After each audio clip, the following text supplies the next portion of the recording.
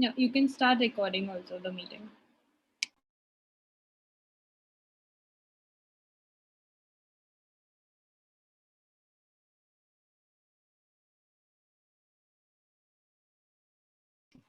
Okay, great. I'll begin now. Good evening, everyone, and welcome to the second session of Alumni Archives, Past, Present, and Crypto. It is said that every person needs to know about Bitcoin because it might be one of the world's most important developments. Crypto has not only been a revolutionary invention, but has also led to the Bitcoin being a trendsetter. In today's session, we will be discussing the financial aspect of cryptocurrency and how blockchain works. I would now like to invite Kruti ma'am to introduce our speaker for today. Yeah, thank you, Ashna. Am I audible? Yes. Yeah, so it is indeed my honor and privilege to introduce the speaker for today for Alumni Archives Day 2. Mr. Upamanyu Acharya has been a student of Jai Hind College, and he has really had an inspiring academic journey. He's been an alumnus, and he's also been a meritorious student and has won many accolades for himself and for the college. He has completed his MBA from the prestigious IIM Ahmedabad and currently working with Reckitt. He has a rich experience in the field of cryptocurrency. He has worked in the India's largest cryptocurrency exchange, that is ZipPay. He was also the founding president of the case study cohort and the entrepreneurship cell and the skill hub that we are all enjoying today evening. He is very passionate about marketing and technology. And in this pursuit, he has founded a blockchain content company, Flyny Stuff. And in today's session, we really are looking forward to learn lots about the fascinating topic that is cryptocurrency and Bitcoins from the master himself. So that's all from my side, and really eager to hear from you, Mr. Upamanyu Acharya. Thank you, Dr. Pandya. Thank you, Ashna, for that wonderful introduction. I think, ma'am, you wanted to say something. Yes, I wanted to say something which is very, very important today. Today we have with us Upamanyu, and I really feel very proud because when it comes of this word innovation, when we think of innovation, and the only person amongst various others is on the top bracket is Upamanyu, because when we look at the first thing is the first team which is represented our college at an international competition and has been the winner of the case study competition across leading college in the country was under the leadership of Upamanyu Acharya. So that is the first innovation when we look at it, and it never stopped. From there, we were among the top 16 teams in Asia Pacific region. Post that, we thought of let's have something new. You have to be innovative. And Upamanyu already had a startup. So we started our entrepreneurship summit, which has leading industry experts in the year 2016. So if we talk about entrepreneurship, the new definition to the entire entrepreneurial ecosystem was given by Upamanyu Acharya in Jai Hind College. So that is where I would say, that's what we talk about as an innovation.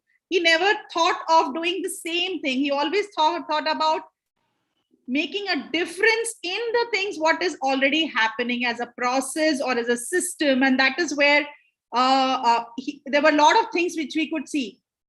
And it never stopped there. When we did very well in our case study competition across by competing with different teams, he came back and he said, this is something which has to happen in India also, and why not in Jai Hind College? And that's what we formed a case study cohort. Today, case study cohort has tie-ups with National Skill Development Corporation, is creating an ecosystem, and Jai Hind is the only college which has a case study cohort which runs live case competition exactly at international standard. And for that, I really thank Upamanyu because he has mentored so many students who later on got fantastic placements from Jai Hind College. So that is a kind of things which he has done over the years. So if I have to look at it and say, whether it is project he has to do in the first year, it was always different. Whether it is the case studies, whether it is entrepreneurship, whether it is anything else which has always been there, Upamanyu has always brought that concept of continuous innovation. And and really proud of Upamanyu. Not only that, after getting into IIM Ahmedabad, whenever he has come to Bombay, even if he's there for 2 days, one day he has spent at Jai Hind College mentoring students. So even last year, before pandemic, he was here and he had spent one full day sitting with students, guiding them. And that's what I was sharing with Upamanyu. Now I have students who are studying in IIM Bangalore. After him, we have students in IIM Trichy, IIM, lot of leading institutes. So that he has actually created that kind of an inspiration. He's an inspiration to a lot of people. And he's created that kind of urge to do something and determination. And that's what has happened. So that is, thank you very much, Upamanyu, and keep doing this good work. God bless you. And I will not take much time, because if I start speaking, I know I'll keep on going. So God bless you, Upamanyu, and looking forward for your talk. Thank you so much, ma'am, for those kind words. But before I start my talk, I think I have to mention this because I've always been saying it since the day I joined Jai Hind College in 2015. The faculty, the principal, everyone involved in Jai Hind College has always been extremely supportive of not just my goals, but everyone around me, all the personal goals that we have, whether it's in entrepreneurship, whether it's in further studies, or even something like becoming an influencer or an actor. I think this is the college that allows all of that to happen. So it's a very unique place in that way. But even within this ecosystem, the outsized contribution that Rakhi ma'am has had on my development, I think I really have to drive that through with each and every one of you, because with Rakhi ma'am, you have a person who not only cares about your future, about your development, but about the entire ecosystem of education in India. And that shows with her consistent support of not just me, but all my peers, all the students, and including some of you, that you will be seeing how hard she works to make all of this happen. So thank you so much, Rakhi ma'am, for all of this, including this wonderful opportunity for me to speak. So I will start presenting, if that's all right. I'll start with the crypto part of what I'm here for. That's the crypto presentation. Are you able to see my screen? Yes, Upamanyu. Great. Okay, so I'll start here then. Hi everyone, today my talk is mostly going to be about understanding and investing in cryptocurrencies. Now there's a big part of this that I will be leaving out of this talk because of time constraints, but I feel that the value that I can contribute to you is in understanding why crypto, why blockchain, why it exists at all, and why it's going to exist in the future.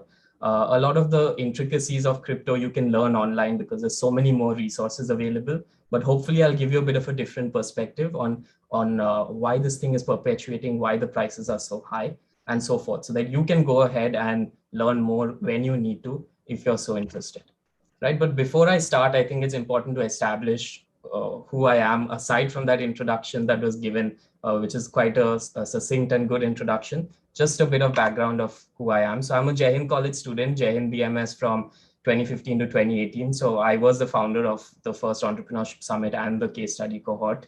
I also founded my own content company, which was into crypto and blockchain in 2016, called findstuff.com. I later joined ZebPay, where I was marketing, and ZebPay was the largest exchange in India right now, one of the largest crypto exchanges in India. So this time between, let's say, 2016 onwards was really when I was focused purely on blockchain. Alongside that, of course, many extracurricular activities, but this is the period where I built most of my knowledge, and I'll get to how that happened in a bit.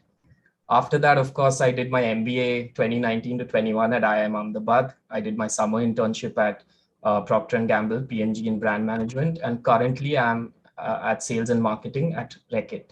So yesterday, a lot of you would have been at Manil's session, Manil Dodani. So he's a great friend of mine, a senior of mine. He's more on the agency side of things, works at a WPP firm. So in my case, I'm on the client side. So we do very similar jobs, but we occupy, let's say, different sides of that marketing spectrum. But yeah, at heart, I'm, let's say, a marketing student. Some memories I have at Jai Hind. So just a few of these. The very first e-summit that we had, there's that always constant tussle between e-summit and Talash. In our case, it was on the very first. It was on the same day. So it was a bit challenging for us. Attendance, well, the less said about that, the better. Let's just say mine wasn't that great. I actually presented on crypto a long time back in 2017 in college. So that was my first experience getting to talk about this to a public platform. Again, a huge thanks to Raki ma'am and our principals for allowing me to do that. And of course, the HSBC case competition, I think Raki ma'am spoke a bit about that. That was our when we represented India in Hong Kong. So these are some good memories that I have of the college, alongside many, many more. Now, why am I talking about blockchain? Because I'm technically a marketing person. My job is in marketing. So I'll just go through some of the things that I have done in this field. And that will give you some insight into where I'm coming from. So first of all, my final year crypto project was on the correlation between prices as well as search engine trends. So that was my first foray into crypto. That was at Jai Hind. Under Fine Stuff, I ran the content marketing and digital marketing side of things into the blockchain space. So I had 1 million page views on crypto articles. I had over 12 authors at one point who were writing articles on crypto, and it was cash flow positive. So it was generating income at the time. At ZPay, it was the largest crypto exchange at the time with over $1 billion US in assets. I grew the social media pages and launched it in Malta and Australia. And at IMA, I worked with Professor Sanjay Verma on a cryptocurrency project of mine. I also was rank one in India's probably the best blockchain course by Professor Jayant Verma on Bitcoin and blockchain. So Professor Jayant Verma is now on the Monetary Policy Committee at the RBI. So he's one of the 6 key people who determines the interest rates of our country. So he has a very, very outsized contribution on where our economy is headed. And he's a great teacher of this subject as well. So I'll start with something very, very basic, and that is what is money. So the things you see before you right now, there's a rock, there's a feather, there's some beads. More than 5,000 years ago, when humans were hunter-gatherers, this is what money was. People used to just exchange random stuff, and whatever they had around them was money because they didn't really have much else. There was no agriculture back then, but there was some kind of transfer that was happening. Let's say you caught a fish and you wanted your friend's berries. So you would trade maybe a bunch of beads instead of always bartering, right? Now, this has some extremes. If you draw it to the logical extreme of what you can barter or what currency constitutes, there's the Yai people on the Yap Islands of Micronesia who trade these giant stone circles as money. So you can imagine this giant stone circle, let's say 15,000 years ago, being traded for a loaf of bread. And that's what they used to do. So there are entire societies where if you draw things to the logical extreme, the value transfer actually gets really, it shifts to a whole new level, which is what we see here. After that, you see gold. And gold has been very popular throughout history. But around 5,000 years back, when agriculture and when settling down on a piece of land, when that became a thing, that's when gold really became very, very popular. The reason for that is gold has some great properties. We all know that gold has, it can't be corroded. It keeps its luster over time and it looks good over time. So it's one of the very solid precious metals that you can store over time, and it keeps its value because the supply is not infinite and it can't be, mined excessively. Gold has been so popular that it's influenced our lives in more ways that we can imagine. So look at the map here. This is a map of the gold route from South America to Spain. What happened here is around the 14th and 15th centuries, the Spanish discovered a lot of gold mines in South America. So they used to take giant boatload of gold from South America back to Spain.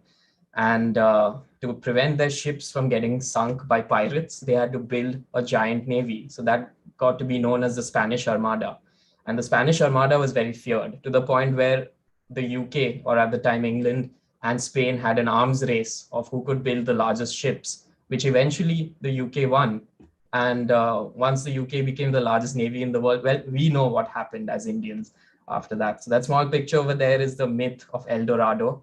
The myth of El Dorado is like an Aztec myth about a king who was covered in gold. So a lot of these things perpetuated over time. In almost every culture in the world, gold is a very, very important part of it. Eventually, as money progressed, as time progressed, people started trading gold certificates instead of carrying around bags of gold or coins of gold because of the safety and the weight issues of it.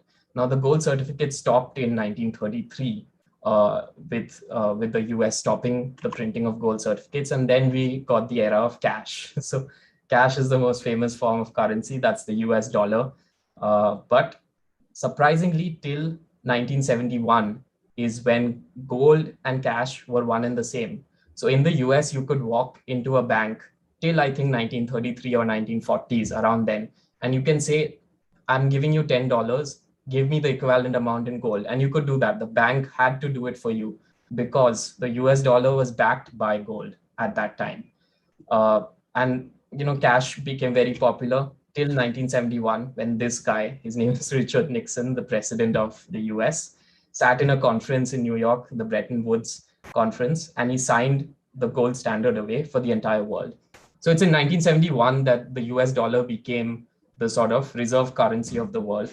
At that point, every single currency in the world, including the US dollar, moved off of the gold standard. And that means no longer was currency backed by gold. Currency was not backed by anything after that. And even, no country had to have gold reserves to back up its currency reserves. So even today, if you look at a rupee note, you will say that it has a governor's promise. Nowhere on your Indian rupee will it ever say that you can trade this rupee for an equivalent amount of gold or silver.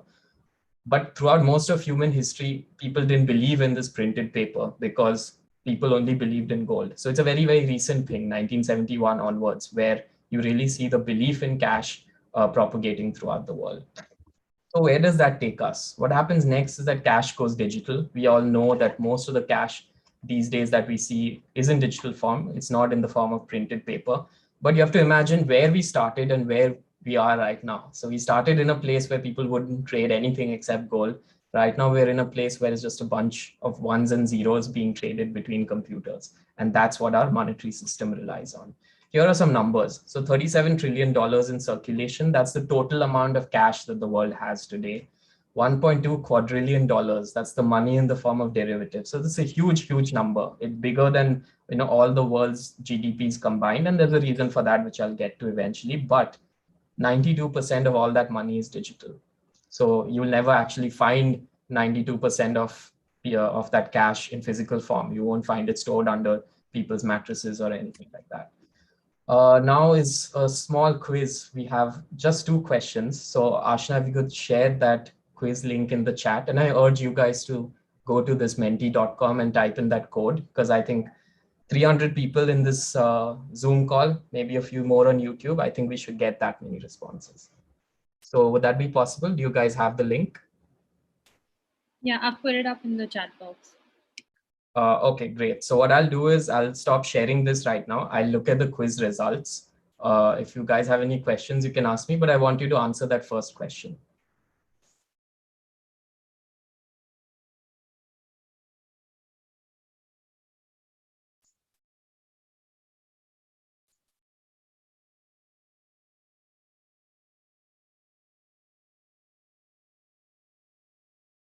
Just give me a second.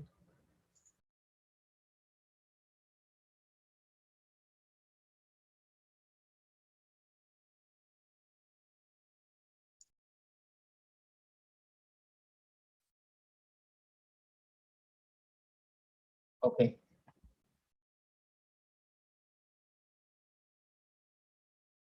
The question is, what is the total size of the US stock market? By total size, I mean market cap. So that is fairly straightforward. Let's see what people are saying. Only 116 responses. So only 1/3 of you have responded. Let's wait for a few more.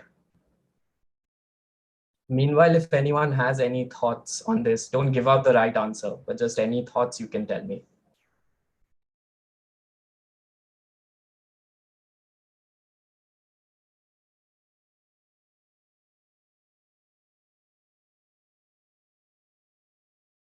I'll wait for 20 seconds more for this answer.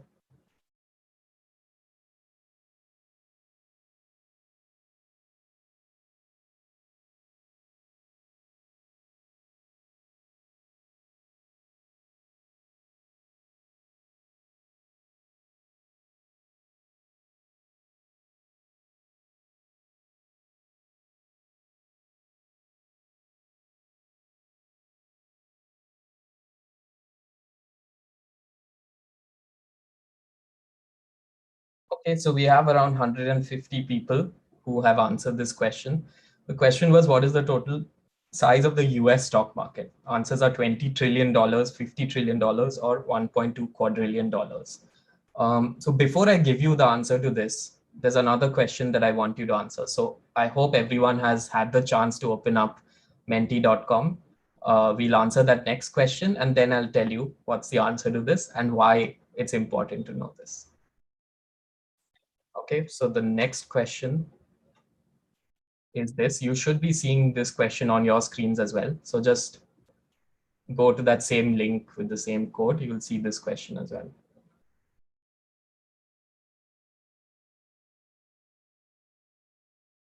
Question is, what is the total size of the cryptocurrency market?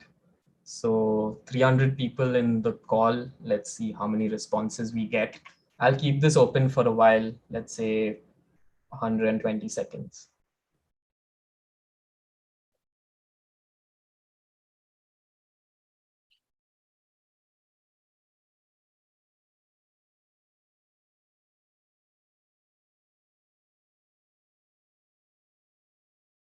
Remember that most of you answered $50 trillion to the last question. That's the size of the US economy. Sizable number of you answered 1.2 quadrillion, which is 1200 trillion essentially. So this looks to be more evenly split, 31, 26, 43%. A lot of you are saying it's $10 trillion. A lot of you are saying 500 billion. And a good proportion of you are saying $2 trillion. So we have around 20 seconds more.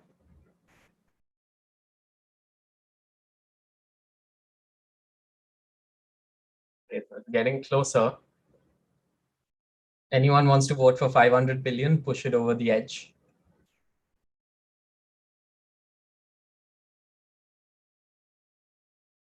Okay, one person voted for that. Okay, interesting. I think we'll close this one right now. I'll just go back to the previous question here. Let's see the answers. So most of you voted for $50 trillion. That's actually the right answer. The US stock market, if you include all the listed companies in the US, is about 49 point something trillion dollars, and that fluctuates every day, right? It's not 20 trillion. So 20 trillion is the size of the US GDP. The stock market is 50 trillion, which puts it at more than double the GDP. So if you look at the stock market to the GDP ratio, it'll be some 220 or 250%, something like that. In India, that number is much closer. In India, that number is 110 or something like that percent. That means that the US has a much bigger equity market than its GDP should be implying. But that's fine because the US equity market is invested in globally, not just by US citizens. 1.2 quadrillion, if you look back at the slides that I shared, was the derivatives market. So that's different from equity. And that's way too high a number. 1.2 quadrillion is much higher than the GDP of every single country on the planet. So if you divide that by the world population, 1.2 quadrillion by 7 billion, everyone will be a millionaire. So it's just not possible because we are not at that stage, right? What's the total size of the crypto market? This is interesting. It's a lot closer than I thought it would be. The answer here is $2 trillion. It's not 500 billion. It used to be 500 billion a couple of years back, or maybe even 2 years ago. 10 trillion is still a bit too high right now. So it is around 2 trillion, and this fluctuates a lot more.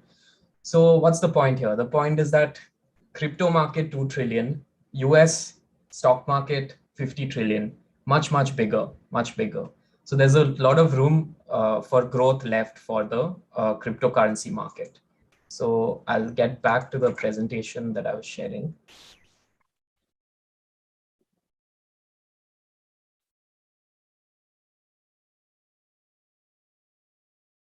Okay.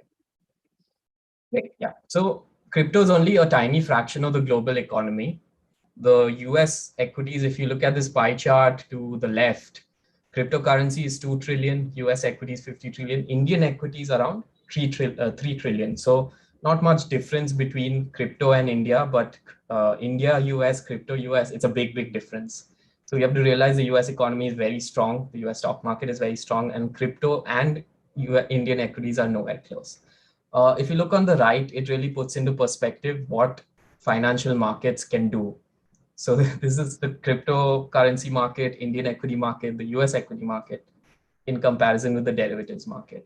So just as a footnote, what are derivatives? It's essentially futures, options, contracts, things like that, where you trade the underlying asset. Where you trade a contract on the underlying asset, not the asset itself. So that means that any asset, let's say worth $10, you can trade any infinite number of contracts on that asset. So the derivatives value is really a sort of smoke screen. There's not $1.2 quadrillion of real value in the derivatives market, but it's just a number that we keep quoting. You can think of it as a notional value. Why am I highlighting all this? So I'm highlighting this for two reasons. First, to say that the crypto market has a long way to go. But the second is to highlight that even financial markets have some shortcomings. And when it comes to looking at crypto as an asset, that shortcoming is really highlighted. And there's a lot more room for crypto to grow than we might think. So I won't spend too much time on this. What I will say is that crypto is more scarce, it's more fungible, it's more portable, it's more divisible, so it's more secure. Essentially, crypto and Bitcoin have a lot of properties that gold and fiat currency or the US dollar doesn't have at this stage. So the most important of these for me would be the last three, the ones highlighted in gray. That's it's not government issued crypto. It's created by someone and it's owned by everyone. So there's no centralized party that owns any crypto project. It's decentralized, which highlights the same thing. And it's smart, as in it's programmable. You can program your cryptocurrencies to do things that you can't do for your US dollar. And I'll give some examples later on. Let's start with the origin of crypto. So crypto started with Satoshi Nakamoto in 2008. He was, we don't know who he is, could be a group of people, but they essentially created a white paper, which was a white paper for Bitcoin. And that's how the whole crypto thing started. So Satoshi was part of an early cypherpunk movement. It was essentially a bunch of cryptographers who were getting together to crack codes and things like that. Satoshi has been missing since 2011. We don't really know what happened to him, which is quite strange because he's probably one of the 100 richest people in the world, considering he owns more than 1 million Bitcoin. So let's look here in this picture on the right, the second point, current worth of their Bitcoin above 10 billion. That's not true anymore. It's above, let's say, 45 billion at this point. So he's definitely, a very, very rich person. But the origins of blockchain, let's go back to the left. It started as a result of the 2008 global financial crisis. So this piece of code was one of the first pieces of code Satoshi wrote. It actually has a message in it. The message says, Chancellor on brink of second bailout for banks. So that means Satoshi was ideologically driven. He was against the big bailouts in 2008 in the global financial crisis. And this made him create something that the government would not be able to have a hand in. The government wouldn't be able to bail out Bitcoin if Bitcoin ever stops malfunctioning. So this is one of the philosophies that the early crypto people had. Really quickly, I'll go over what is a cryptocurrency, because then most of this will start making sense for some of you who are not quite familiar with the concept. There's a couple of basics of cryptocurrency. The first one is that it's decentralized. So that means crypto is not stored anywhere. It's not stored on a server. It's stored on multiple different servers. In Bitcoin's case, hundreds of thousands of servers store Bitcoin at any given time. And the word storage in this context really can't be used functionally, because no one, 999,000 servers go down, there's still one server with your Bitcoin wallet still left on it. So it's stored essentially in the ether across a distributed system. It's trustless and decentralized. So trustless means, this is a very important word here. Trustless means that you don't have to trust the other person when doing a crypto transaction. Now, think of it this way. You're doing a UPI transaction, okay? Now you would think that I don't really need to trust the other guy if I'm sending him money or if he's giving me money. And you're right to some extent, but you're missing the picture where so many other entities are involved who you do have to trust. So let's say you're paying a vendor using UPI, and the vendor receives the money, you pay the money from your bank account. Who all are involved in that transaction? Well, first of all, there's your bank, there's the vendor's bank, there's the people who are in charge of the UPI infrastructure, that's NPCI. That is again a consortium of banks. The government has a vested interest in NPCI as well. So the government has some role. the RBI oversees this payment infrastructure. So the RBI has an interest in making sure that it works, right? So there's a lot of different parties who are directly involved, not even indirectly, but directly involved in your transaction. And you have to trust each and every one of them. So let's say you don't trust the other person's bank. You really don't have a choice in this case if you're paying the vendor. The only choice you have is to not pay them if you don't trust their bank, right? In Bitcoin, that's not true. You don't have to trust any entity because there's no centralized entity involved in any cryptocurrency. So you just have to trust that the Bitcoin payment system works according to its specifications, and that specifications happens by the mathematics of the code. So if you're able to read code, you can audit the entire blockchain. You can audit the code that runs every cryptocurrency, but you specifically don't have to trust a bank or a government or even the person you're paying. And that's a big difference because this didn't exist before crypto. And it's decentralized by design. That means you don't have to trust third parties. You really only have to trust yourself. That's the only one you're trusting when sending crypto. It's algorithmically based and it's cryptographic. So it has a cryptographic algorithm. Cryptography is the study of breaking codes and stuff. So essentially, there's another way of saying that's highly secure. So cryptocurrency has two forms of consensus. This I won't get into much. You can ask me some questions if you're interested in this later on. But let's just say a lot of these are proof of work based. A lot of them are proof of stake based. This is a way of arriving at consensus so that everyone who's using the network is on the same page about which transactions are legit and which are not.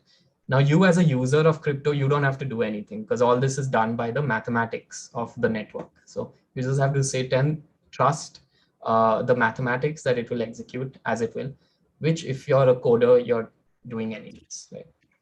There's a good quote that I shared last time in my crypto presentation that Bitcoin is not really unregulated, like what we think, it's not backed by a government or anything. It's not really unregulated. It is regulated, but it's regulated by an algorithm instead of being regulated by government bureaucracies. So in essence, it's uncorruptible. So not even uncorrupted, uncorruptible because the algorithm can't be corrupted. And I think that drives home a great point that who are you choosing to trust? Are you trusting governments and financial institutions, or are you trusting an algorithm that you can see that is very transparent? So what's the bottom line of all this? So I didn't go into much of a technical explanation, but here are the key things that I think you should know. So the first is that most cryptocurrencies aren't actually currencies. The way people are buying this stuff today, Bitcoin and all, they're not buying it to send to other people. So if you're ever thinking, well, Bitcoin is inferior to UPI, it is. I mean, there's no arguing to that. UPI is a much more efficient way to transfer money. But as an asset, what that means is there's a way to tokenize the economic value of a network so that everyone can participate in the shared value of that. And that is very profound because that means that if there's 10,000 people who are creating a blockchain together to put, let's say, their farming contracts on it, you don't have to do anything but trust that the algorithm will execute, and each of them will get a share in that network. And that share will come in the form of cryptocurrency. So that cryptocurrency can be created for anything. Think of it like owning a stock in a company, but instead of having direct ownership of the company, you're owning a decentralized network. So that's what having cryptocurrency is. The second one, very few people transact with cryptocurrencies. So this is similar to the first point because it's inferior to most of the modern payment methods. No real transactions are taking place except, let's say, cross-border transactions or wire transfers between US and India or something like that, remittances. That's where crypto has a big role to play. So because financial systems are cheaper, faster, and easier. Then the market values crypto like it values high growth tech stocks. This is an important point. This is one of the reasons it's so volatile. So tech startups have crazy valuation multiples. A lot of it is speculative value instead of fundamental. Think of the Zomato IPO. They have no real profits, but they're still trading at, I don't know, several hundred times price to earnings or something like that, right? You saw the IPO hype. That happens with early stage tech companies when you haven't really captured the market yet, but you're in that growth stage of the startups. You have to think of cryptos through that perspective. They're all trying to play the long game and create business model dominance, all of these cryptocurrencies. But right now we're still at the very early stages. And at the early stages of any startup, the valuations are, they're quite insane. Lastly, cryptocurrency is a misnomer. So I think crypto assets are a better fit for what we're calling it. Because when you buy something like Bitcoin or your friends tell you to buy it, they're not telling you to buy it to transact. They're telling you to buy it as an asset that will appreciate in value, similar to gold or real estate or anything else. So here are the main benefits of crypto, according to me. There's 4 things. First is decentralized. That means no one controls it. Second, it's immutable. So transactions that are made can't be retroactively changed. Important because you want to make sure that any transaction that you do is true for the rest of time immemorial, let's say. And it's secure. It's actually economically unviable to attack a blockchain for technical reasons. The economics don't make sense. And it's programmable. You can directly execute code in that. Again, if you have more questions on the programmable aspect, you can ask me. I don't have the time to go through what that means, but it's a big game changer. What does this mean? It means there's transparency in financial protocols. So it means things like token trading, like the rapid growth of this technology, cross-border payments, all the trust issues that we have in the traditional financial ecosystem. All of that can be mitigated. So if you look at the dollar value of solving each of these problems that I've mentioned here, that is in trillions of dollars globally. And within India, blockchain, I think, can be a $1 trillion solution to a lot of these problems.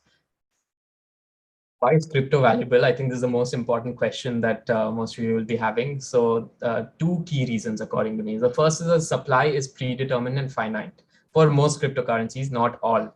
For example, only 21 million Bitcoin can ever be created. So we'll reach that number, let's say in the year 2100, but there's a fixed schedule by which Bitcoin keeps getting created and the supply is fixed and predetermined. Aside from the inherent scarcity due to the supply, the security of it makes it enticing as a store of value and a form of value transfer. Very, very important. Imagine you're in Afghanistan. We all know the situation right now over there. What assets do you own as an Afghan citizen at this point? I mean, what are you really going to own that you can, let's say, have some hope to live a good life with? Your real estate in Kabul is not worth much. Your gold can't be transferred to other countries unless you physically carry it. And most countries won't let you in with bags of gold. Your currency, whatever the currency is not really valuable because your economy essentially has come to a standstill. There's no stock market. There's no mutual funds, nothing like that. The financial ecosystem doesn't work in a country like Afghanistan at this stage, right? So that's the sad reality of many, many countries across the world. That for many people, millions and millions of people, the only way to securely store assets is through something like a cryptocurrency.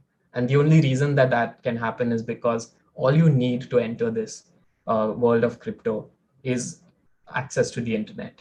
You don't have to prove citizenship to anyone. You don't have to prove which side of the border you're on. And you can take your crypto wallet with you anywhere in the world. It's not like transferring cash or gold. There's no physical aspect to it. You can zap it across the world in 10 minutes if any problem arises, right? And that itself has immense value. So as a store of value, I think there's only one thing I can think of that can essentially, take crypto off track.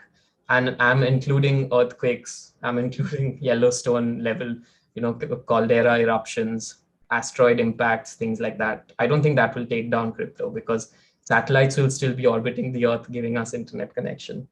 The only thing is like a giant electromagnetic pulse from the sun, like the likes of which we've never seen in thousands of years. That's the only thing that could take it down because that essentially cripples all our electronic infrastructure. So if that's the only thing that can take crypto out of circulation, then I'm pretty sure that it's the safest thing, the safest asset from a security standpoint.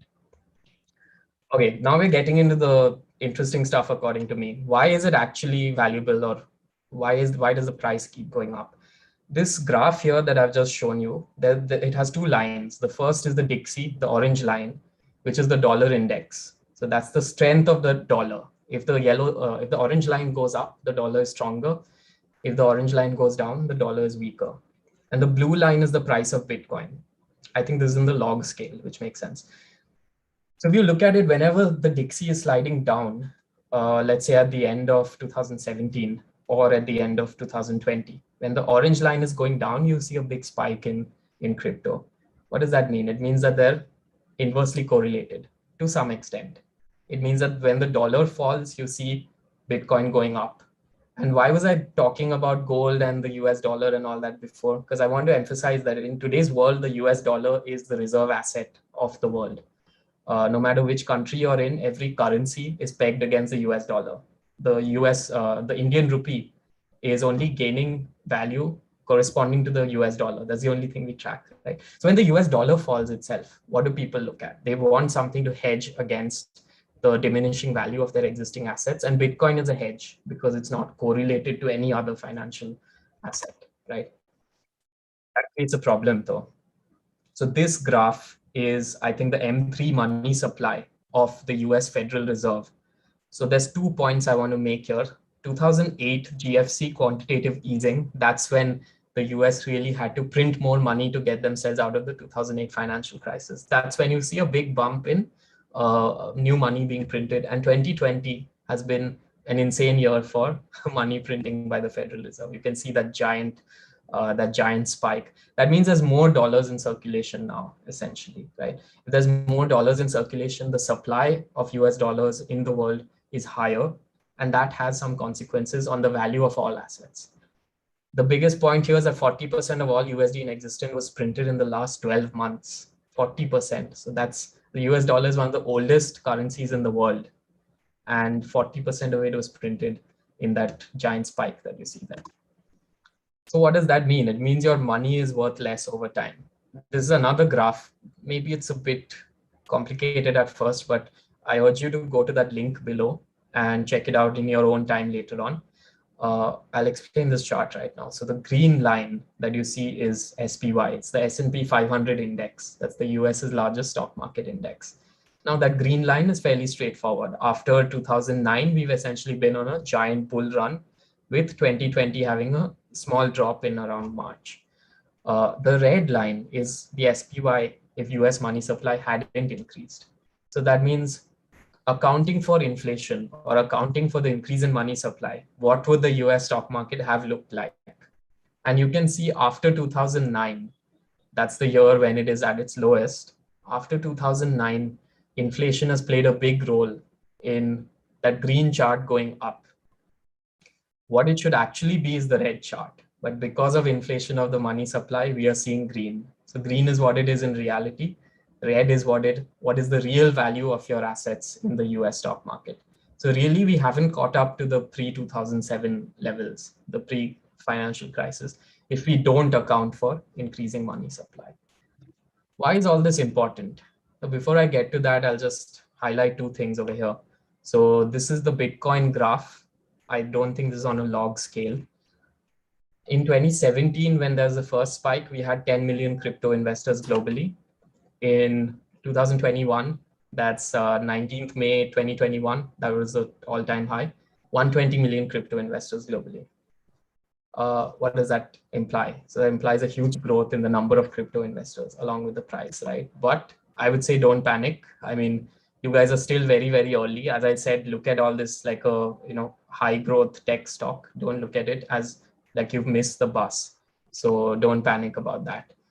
I'll talk a little bit about smart contracts because this is where I believe most of the value is in the technology going forward. A smart contract, very simply, is a contract that's executed in the code of the blockchain. So someone writes a piece of code on a blockchain. That blockchain, as you know, is decentralized and it's very secure. It's immutable. So neither party can change that. So that contract takes place on the blockchain itself. For example, let's say I have a contract that if I receive money from vendor A, automatically disperse money to vendor C. I can write a smart contract for that, and neither vendor C doesn't have to be worried that I won't hold up my end of the bargain, because there's literally no way that I can not hold it up. It's all happening on the blockchain, right? The fulfillment of any contract, instant trustless resolution. Trustless being the key word over here for smart contracts. What are the future of smart contracts? Let's look at the 3 points on the left first. So there's private blockchains for enterprises. I believe this is a big role that we can explore. Reduce counterparty risk. So if there's no risk of the transaction not executing, the price of that transaction goes down. So essentially, you have very, very cheap global transactions available with smart contracts. Companies like HSBC have been doing smart contract-based transactions with other companies like Reliance. So this happened in 2019 in India, a giant blockchain transaction. Also increase contractual efficiency. So this goes without saying, if the first two are there, you'll have this. So let's not focus on the infographic on the right for now. And the Oracle problem is also something I can talk about later. But right now it's not important. Let's just say that this is going to happen in the future. It's not ready just yet because there's some technical stuff to be worked out. But here's the key insight, that with decentralizing everything with smart contracts, you can replace people like brokers, agents, and other middlemen with your distributed ledger solutions. In other words, the blockchain solutions. And you can connect individuals directly. So at present, we are regulated by centralized entities. In the future, we can be regulated by just decentralized mathematics. A simple example in this slide. So let's look at the right for now. I'll go to the left part later. So Uber acts as an operator. All they do is they connect supply and demand. They're connecting supply for cabs with demand for demand for transportation. But Uber has no role in this transaction if you think about it, right? We can do without Uber. If I could connect directly with every cab guy with high efficiency, with minimal transaction cost, all of that, I would do that. But the Uber has to exist because someone has to oversee this exchange or facilitate all of this for us. They act as the operator. Uber in exchange gets a cut of every transaction from both sides. With decentralization and smart contracts and things like that, you can actually do away with these companies. You can do away with Uber, you can do away with Zomato, you can do away with any marketplace because you can directly connect people one-on-one. So what does that mean? It means that if you merge smart contracts and decentralized blockchains, all these things that I've listed here, they require no centralized entities. They become very cheap, very fast, very secure. So government records, for example, for anything, birth or death, criminal records, aircraft logs, which airports have launched and landed which aircrafts, right? But currently, the system is very, very complex. Ask one of your pilot friends how difficult it is to get those logs from other airports, right? Scientific surveys, AI, that's the next big thing. I mean, imagine AI on the blockchain. That's very real. It's happening right now. All the machine learning applications. A quick example, Tesla cars, self-driving cars, right? They're learning constantly. They're learning what the road conditions are like, and they're sharing it with other cars in real time. That's a machine learning application. But let's say someone hacks into one Tesla car, gets access to that database, inputs false data. Quite possible, right? Suddenly you have millions of cars across the world with false data that might lead to crashes, might lead to death. That's a big security risk. And trust me, the Tesla guys are spending a lot of money ensuring that that risk doesn't take place, but the blockchain mitigates that risk by a lot. So if instead of having centralized servers, it had a decentralized architecture where machine learning code could only happen on the blockchain, a lot of that problem could be solved. And finally, any sort of marketplace, including real estate or travel, this can sort of be mitigated. We're almost at the end, so I'll just share my view on why it will remain relevant, this whole crypto thing. The first is inherent applicability of the technology. I see a lot of applications of crypto tech. It doesn't matter which industry is in, there's probably some application, but the big sort of low-hanging fruit is in finance, because we have huge scope to create transparency within finance through decentralized finance. There's also trustless value transfer, which is the peer-to-peer payment thing I was talking about. In essence, it's all a technology play. If you invest in a crypto, you're investing for the technology, nothing else. The second point, ultimate long-term hedge against inflation. So I was talking about the effect of inflation or money supply on the SPY. This is the ultimate long-term hedge against that. So precious metals actually have an incentive to reduce in price as supply goes up. Because every time a gold miner mines new gold, they're shorting that gold on the market so that they get better prices. So that keeps the prices low overall, right? I mean, this is, again, complicated financial stuff that they're doing, but in essence, there's no incentive for the gold miners to keep precious metals prices going up perpetually. The global asset is essentially like we can have an independent global asset that is not dictated by the Federal Reserve or by the RBI, and that is a very powerful thing. Long-term view, yeah, there's a large piece of the pie to be captured. Maybe cryptocurrency doesn't reach the 1.2 quadrillion market cap because that's a golden goose to change. But there's definitely a lot more value to be had in this industry. There's cross-border value transfer, corporate capital allocation because of greater transparency. Imagine every company, Apple, Berkshire Hathaway, Reliance, all of them park 1 to 2% of their portfolio into crypto because it has better yields, more transparency. That is going to happen at some point. So before that happens, I think once the corporatization of crypto happens, that's when you'll really see the prices take off. Third point, tech first as opposed to valuation first. All the crypto projects that I follow, whether it's Ethereum, Chainlink, all these guys, they don't really care about the value of the token. They care more about getting the technology right. And that's why Bitcoin has been around since 2008 and it's been essentially the same. That's why Ethereum has been around since 2015 and they're constantly working on the tech. These guys don't care about what the value of their crypto is right now.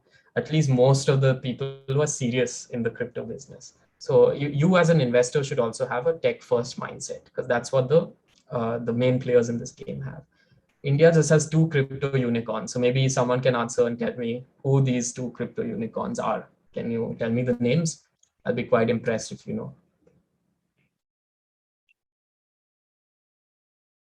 Yeah, you can answer at any time. Till then, I'll just say thanks for having me. You can follow me on LinkedIn and Instagram. Just search my name. You'll probably uh, find me somewhere.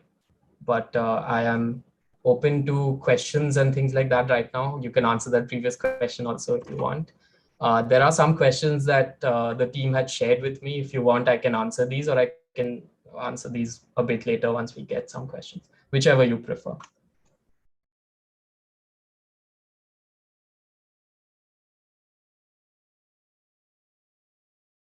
So team, which one should I do? Should I answer these?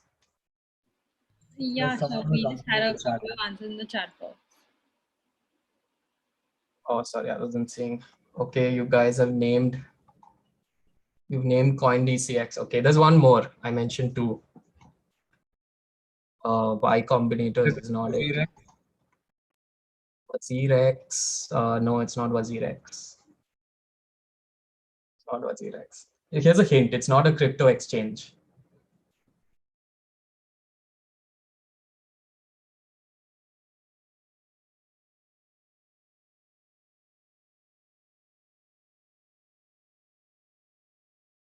Okay, I'll give the answer. The answer is actually Polygon. Polygon is the owner of the Matic network. So they were the first unicorn much before CoinDCX.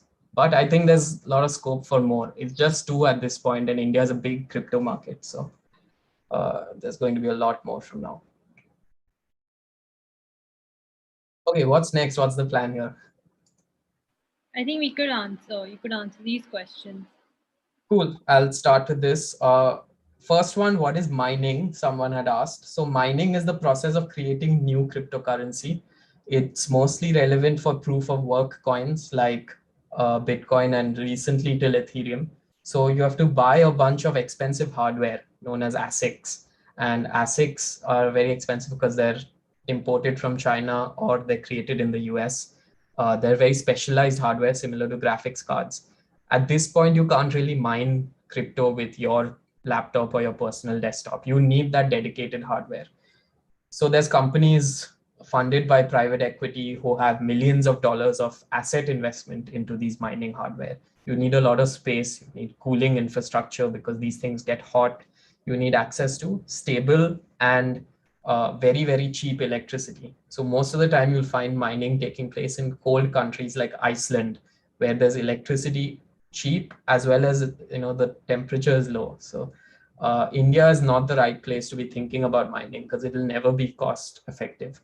Your investment in the fixed cost will be too high because you're importing all this stuff, the ASICs, and we just don't have cheap commercial electricity because that's not where our country is right now. However, from a technical standpoint, new crypto is created through mining. Miners get a fee every time a transaction takes place. And in return, miners are the ones who are keeping logs of the transaction. You can think of them as bookkeepers. They're getting paid for every transaction that happens. So every transaction you make, you pay a fee to the miner, and the miner also plays a sort of lottery system to create new coins as well. So mining can be lucrative if you work out the economics of it. Any questions on mining? Why do you think China recently banned mining? Yeah, good question. So Chinese mining has been sort of the main, it's made the main geography for mining forever. So 50 to 60% of mining was happening in China. I think the reason they're banning mining is twofold. First is to protect local interests. By local interests, I mean to protect Chinese companies, because the Chinese government uh, has a very limited approach in terms of what they want their companies to be doing. So they don't want their companies to be selling stuff abroad, right?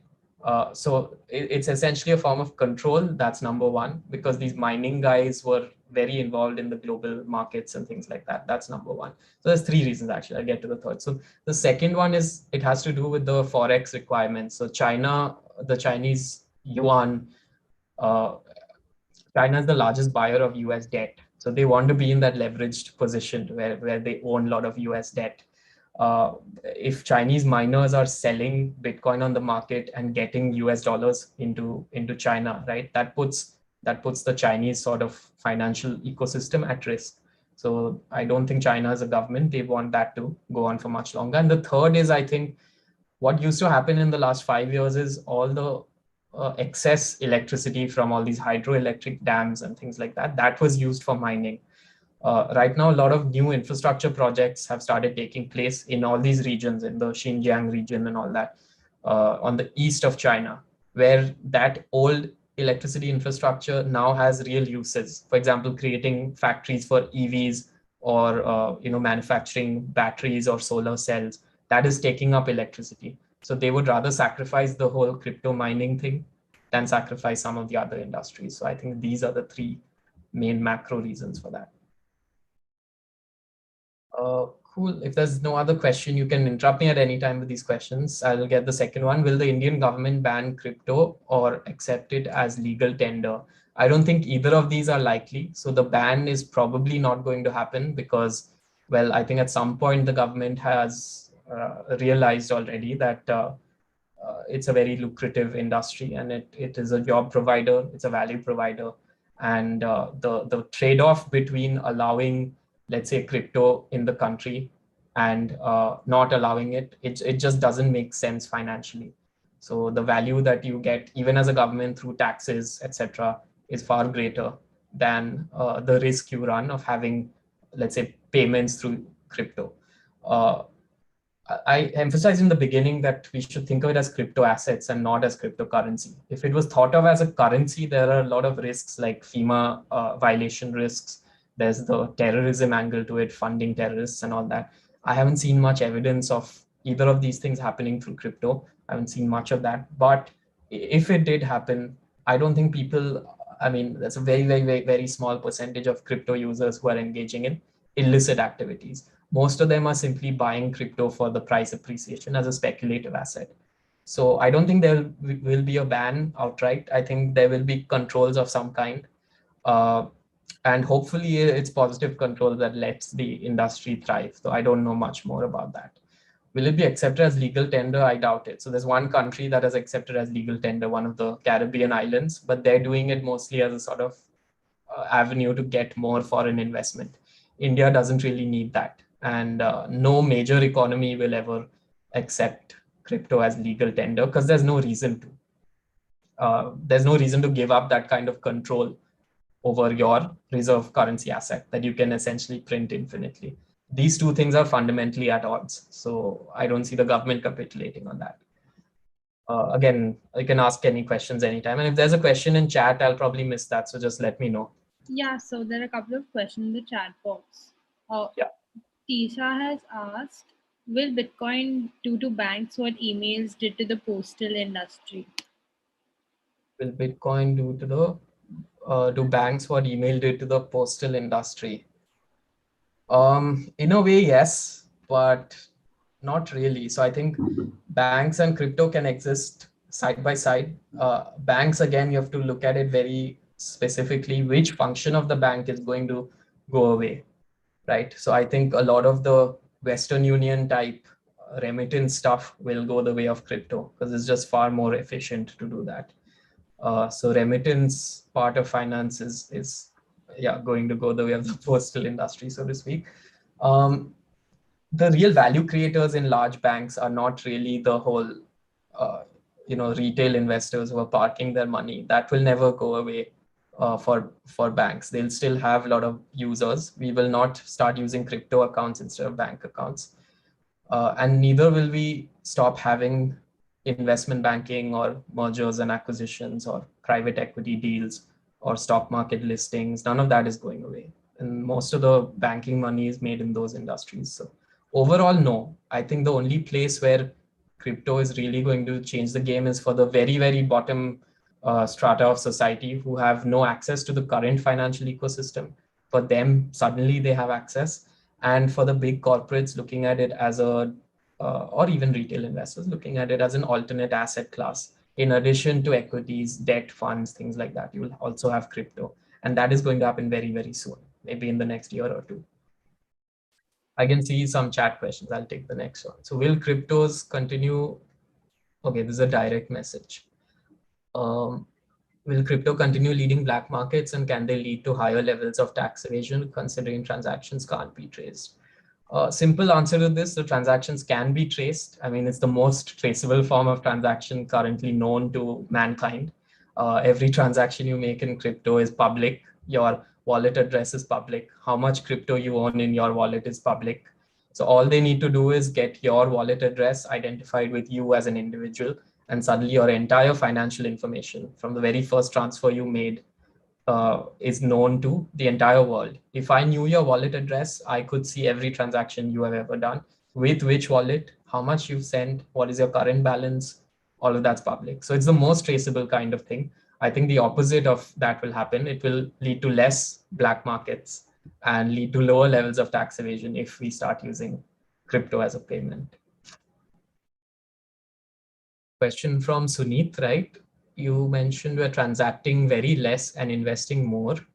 Do you think stable coins and smart chain, side chain scalability have more value regarding transacting with DeFi and NFT as new innovations? Hard to define what is more valuable, what is less valuable. If you're looking at it from a market cap perspective, yeah, quite possible that the main chains and the side chains, for example, Ethereum and Polygon, quite possible that those guys will be the market cap leaders because it's layer one, layer two, right? When you're getting into NFT and DeFi, it's no longer layer one, layer two. It's like a supplementary application that is running on layer one or layer two. So hard to say really. I mean, this crypto is very volatile. We don't know which is going to be the rank 3 coin on coin market cap. With regards to DeFi, I think it's the future. With regards to NFTs, I don't think there's much, there's not much fundamental value to be gained in an NFT. So I look at NFTs more as a fad, but I think DeFi solves some actual business problems. So DeFi is here to stay for sure. Kashish asks, can Bitcoin exchanges prevent people from bypassing tax payment on transactions? Again, there's no clear answer to this. If the revenue department is not tracking crypto, then yeah, of course you can bypass it. But it's very, very easy to track crypto transactions. So I doubt they will not be tracking it. I think they will be. So I would not recommend that you try to bypass taxes using crypto. I think that's very, very difficult to do in this day and age. Another big question, Hardik. Putin is behind crypto. He's built it to destroy US economy. Something about a conspiracy. When do you think crypto will be the main thing? People actually make transactions are the same. Will it even happen, or will it become kind of fixed asset? Yeah, definitely fixed asset. Whether Putin created crypto as a conspiracy to destroy the US economy, I think if anything is the other way around, right? The US economy is benefiting the most from this whole crypto thing. You just have to look at where these top crypto projects are based, and most of them are based in Silicon Valley. So US is benefiting the most. controlling cryptocurrency in India by the government, wouldn't that defeat the whole purpose of cryptocurrency? Yeah, in a way, yes. We have to define what you mean by control, though. So controlling the architecture of Bitcoin, not really possible. Controlling the execution of the mathematics, not possible. It's all run by algorithms. You can control who enters and exits crypto because you can control the on-ramp and the off-ramp from fiat to cryptocurrencies. So that is very possible to control. You can sort of squeeze out Indian investors from getting close to crypto. That happened in 2018 with the RBI notification, which has now been stayed by the Supreme Court. So no longer in use. But yeah, government has tried to do this before. Whether they will do something like that again, I'm not sure. I really don't know. Direct message, Shivansh, merging smart contracts and crypto could make services like Uber not really needed. Would these entities oppose the growth in this sphere? I think that what I was saying, that eventually Uber could be replaced by a smart contract, that concept is very far down the line. I don't think it'll happen in the next 3, 4, 5 years even. So if I was in Uber's strategy team, I would not be worried about being replaced by a smart contract based solution at this stage, because there's a lot of technology factors I have to iron out in the smart contract space.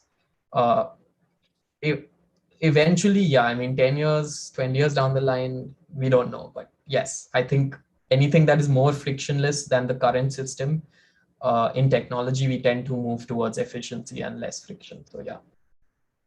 Government major revenues, indirect tax, would government allow it? Plus crypto is not a mortgageable or pledgeable asset, right? Like for people to get a loan from banks. So two questions here, right? Would, as an indirect tax revenue, would government allow it? You can see, you can still charge indirect tax on crypto transactions. Nothing stopping the government from doing that.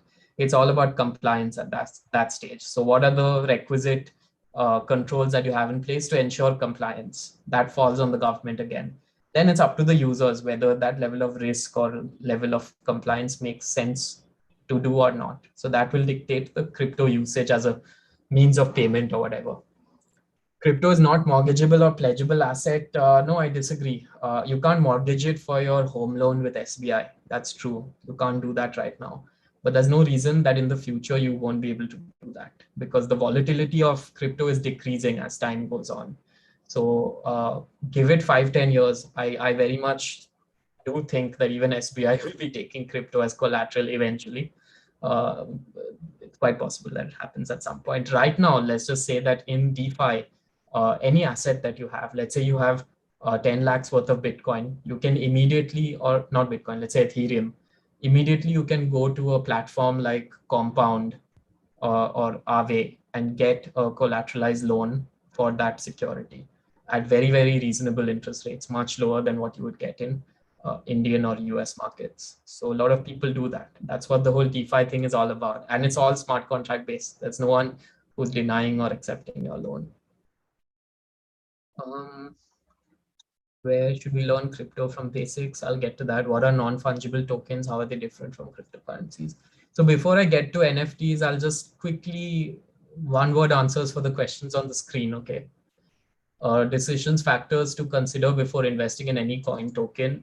Yeah, look at the team. Who is the team in charge? So it's like looking at the founding team of a startup. Look at the volume, ensure that the daily volume doesn't exceed 20% of the market cap. So do some basic fundamental checks like that. Most importantly, understand the technology of the coin or token. So don't invest in it for the price. If you're not convinced that the tech is new or innovative or anything, stay away from it, because there's many more opportunities for you to invest in crypto rather than investing in something bad and having that price fall. Why is the market so volatile currently? So it's because there's no supply side mechanism. So in any market, if demand goes up, you can increase supply. In crypto, supply stays the same. So it's only demand that fluctuates. So that makes it inherently more volatile. Aside from that, it's unregulated. So all these pump and dump schemes happen, and it's global. So the market never sleeps in crypto. So while you are sleeping, there's someone in the US making trades and vice versa.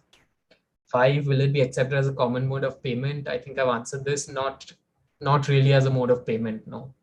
Number 6, when investing in crypto, should you rely on fundamental analysis or technical analysis of the charts? Yeah, good question. I think crypto has a lot of scope for technical analysis. The reason people look at technicals for crypto is because they don't understand the fundamentals of crypto. So if you know accounting basics, you pretty much understand fundamentals of companies. You can check the three the three financial statements and find out a lot about the company. Crypto doesn't have financial statements. So what are the fundamentals? You need to look at things like what is the hash rate or the difficulty rate of mining, number of participants in the network, do some social listening, track some of the sentiment analysis, do some of that. So that counts as your fundamental due diligence for the crypto.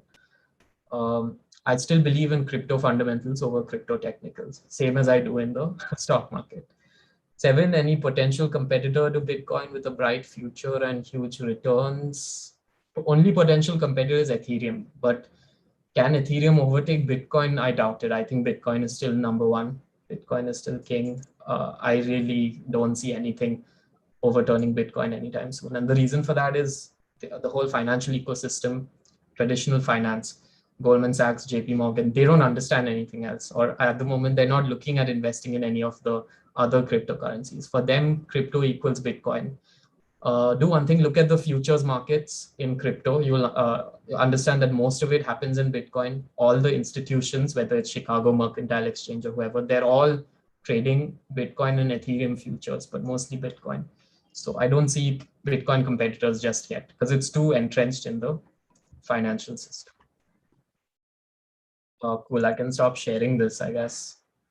Do we have time for a few more questions? I have some in this chat, I think. Yes, so we can take questions. Okay, let's see. And yeah, feel free to speak out and ask a question also, or if there's any part you want me to clarify. Okay, so one question is, where do we learn crypto from basics? Look, there's a lot more resources now than there was a couple of years back. So start with a simple Google search, but get some idea of what topics you want to learn about. I suggest you start learning about the fundamental technology behind crypto. What is things like mining? What is the hash rate? What is the algorithm for each cryptocurrency? Consensus mechanism, things like that. There's a lot of articles on Medium, and now even I think Economic Times has a section dedicated to cryptocurrency. So you can always check on that for market related stuff. So really it's like asking, where do I learn about stocks? Answer is almost anywhere. At this point, you can get a lot of info.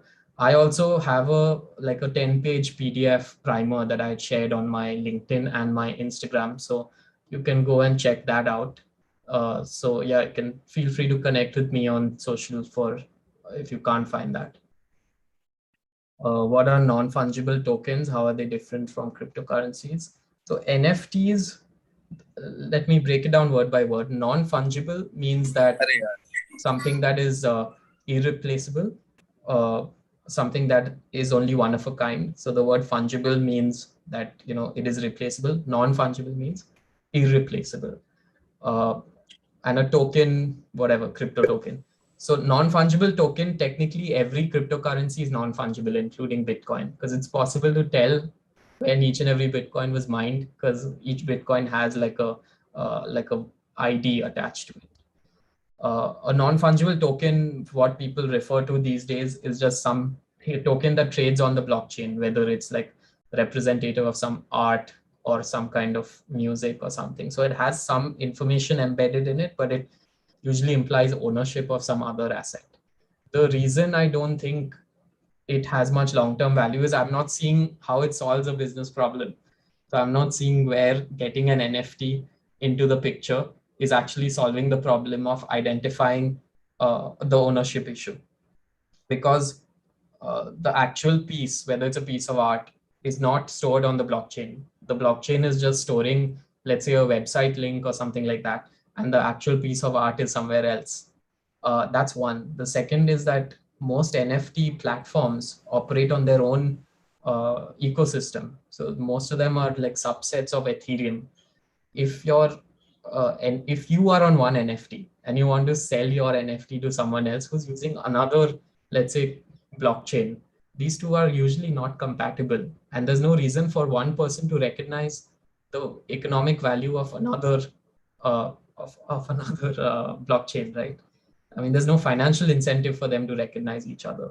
So it's not really solving a problem, is what I mean. Like it's more simple to just assign ownership through regular means, get a lawyer, write a copyright. That's essentially what's happening. You're just involving the blockchain and forcefully putting it in here. I think someone had a question you were going to ask. Hi, Upamanyu. Sunit here. Am I audible? Sunit. Yeah. Yeah, so first off, really great presentation. I really love the insights about the US dollar, the supply, and how you mentioned 40% of the supply has been there. And that's why all the assets are appreciated. But I think I must have wrongly framed my question previously. You had mentioned that we are not transacting a lot with the blockchain. And that's a given because we are using a very strenuous concept, the proof of work, and it takes a lot of time. And UPI is essentially more feasible. But with these side chains and the stable coins, don't you think it's much more quicker with these new chains like Tron? Actually, Tron is not very new, but yeah, you get the point. Yeah, okay. I get your question. So your question is from a technical standpoint, aren't these layer 2 solutions or some of the new layer 1s, aren't they better than Not UPI? particularly better in terms of value, but for the transaction part, that the day-to-day transaction as quick as UPI. Yeah, I understand. See, in a lot of cases, the technicals of any cryptocurrency, I mean, let's not talk about Tron, not a very good example, but some of the others, right? They will be better. Of course, they'll be better than traditional finance because the technology is newer. So it will have less friction, probably less transaction costs as well. But you have to look at the overall business outlook, understand the moats that have been created around traditional finance at this point, and look at it from the perspective of someone who has never interacted with the financial system. So that is the best way to understand what are the real barriers for payment for the crypto ecosystem. So a very, like, let's take a real world case, right? Let's say there's a farmer in India, pretty rich, he can afford a lot of stuff, but he's not, he doesn't have a bank account. He does all his transactions in cash, etc., right? But he's doing crops and all that. So he has money. He has internet as well. He has his children gave him a smartphone. He has no clue how to use any of that. That person is probably the first thing they're going to do is go to the post office, create a bank account in the post office, and it'll probably have an app.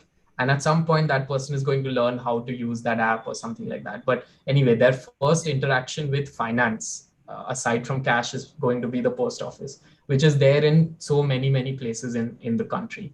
And that's the reality of someone in rural India. That same person, let's say that they were forced to use crypto for the first time. Not only would they not have, any physical place to talk to, there'll probably be a language barrier at the moment because none of these things are translated in vernacular languages, the cryptos, I mean. They'll have to download something like CoinDCX to trade their INR for Bitcoin, right? And CoinDCX has that whole KYC thing quite complicated for someone who's not interactive with the traditional financial ecosystem. After that, they have to learn what is a wallet address. How do I stop myself getting hacked? What's the difference between storing it on the blockchain versus storing it on CoinDCX itself? All these things. So there's a big roadblock. So for you and me, we use crypto day to day. It might be easy to just say, okay, send me some Nano or whatever, send me some Binance coin on Binance and we'll call it a day. But for most of the world, I think that's not the essentially, I think if it moves from a $2 trillion economy to a $50 trillion economy, we'll see the change happening somewhere. Yeah, maybe. So most likely what I see happening is that the banks themselves start understanding the value of the tech, the smart contract aspect, and they themselves integrate it into their systems on the back end. So users don't even realize that they're trading cryptocurrency. Users will just think, okay, I'm sending rupee from one guy to another. But 10 years back, if I had to send rupees to London, for every 10,000 I sent, 500 used to be taken by the bank. Now, for every 10,000 rupees I send, only 1 rupee is taken by the bank. So that's what will eventually happen, I feel. Yeah, that's great. Thanks.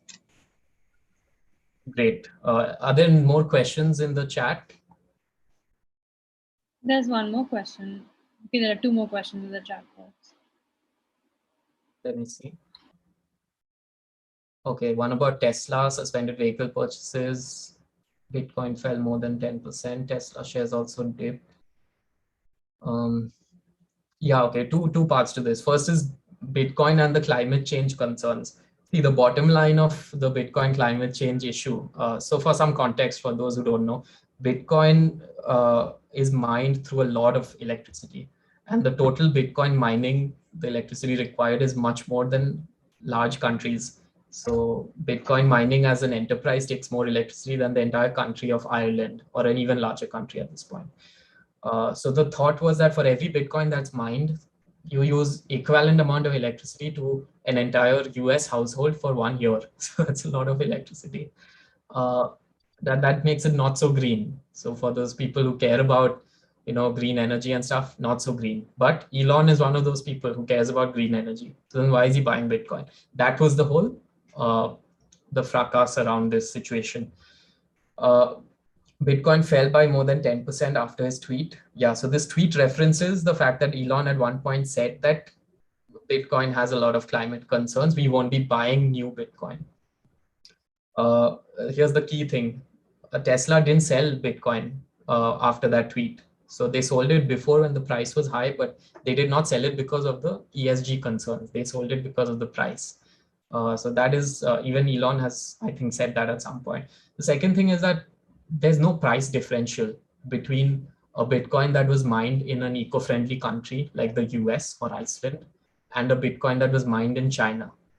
So most of this is actually a political situation, let's say, that the Chinese, when they mined Bitcoin, they were mining it with far less environmental regulations. So the total carbon emissions of a Chinese Bitcoin will be far more than the carbon emissions of a Bitcoin that's exclusively been mined in the US.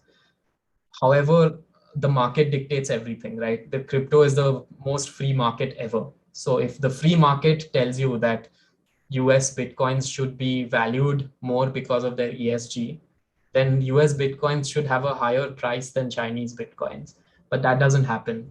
Every Bitcoin is the same as of now. So whether it is mined in China or in US or anywhere in the world, all Bitcoins are the same. So till that price differential turns up, I don't think that ESG concern is a valid one because the market hasn't said that it's a concern. If these fund houses were really concerned about ESG of their Bitcoin, they would be willing to pay a premium to ensure that their coins come from green sources. And we have not seen them willing to pay that premium yet. That's the answer. Second question, I think Ethereum or Bitcoin, which one is fundamentally stronger? Both are fundamentally strong. Both are stronger on different things. So Bitcoin is much older, so it has a much more robust, battle-tested blockchain. But Bitcoin has been intentionally kept simple. There's no smart contracts on Bitcoin. So Bitcoin is primarily as a store of value, as an asset. You can think of it as digital gold, the analog to gold, while Ethereum is technically supposed to be the computer of the internet, the decentralized computer. You can run all sorts of programs and code on Ethereum that you can't do on anything else. So these two have different uses. Both are very strong. I don't think both are going out of fashion anytime soon.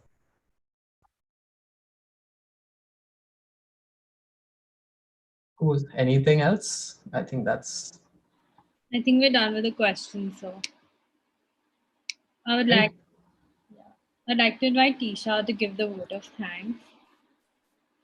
Sure. I'd like to thank Mr. Upamanyu Acharya on behalf of the principal, faculty, ECSH team, and all the attendees present here for taking out your time and coming to share with us your incredible knowledge on cryptocurrency. The session was extremely insightful and informative, and we all understood the fundamentals and benefits of cryptocurrency. All the examples you shared with us helped in gaining a deeper understanding of the topic, and having founded a blockchain content company yourself, you truly inspire and motivate all of us here. And it was a pleasure to have you on board. So thank you so much once again for coming today.